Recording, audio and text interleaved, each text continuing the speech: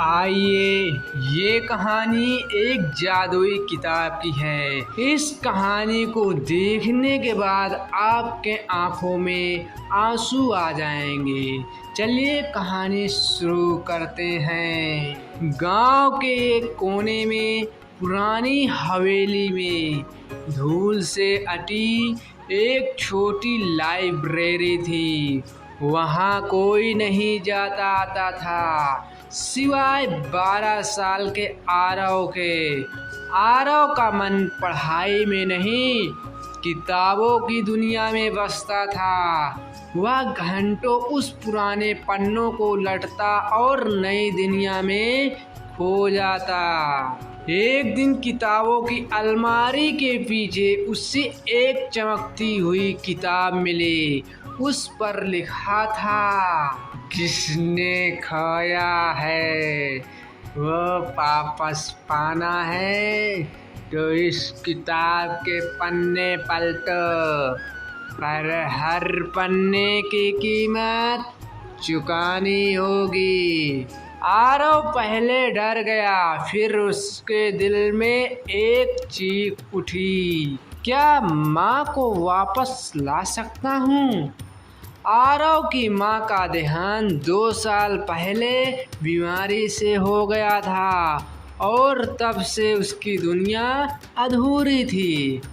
उसने सबसे पहले पन्ना पलटा, माँ की हंसी। अगली सुबह वह उठा, रसोई से माँ की हंसी की आवाज़ आई। दौड़ कर गया, माँ वहीं थी, ठीक वैसी जैसी यादों में थी। पर उसके बदले उसके सबसे प्यारी चीज़, उसका कुत्ता टॉमी अब इस दुनिया में नहीं था। टॉमी की जगह अब एक सूनी ज़मीन थी। फिर किताब ने कहा, हर पन्ने की कीमत चुकानी होगी। आरव ने दूसरा पन्ना पलटा, माँ की बाहों का आलिंगन।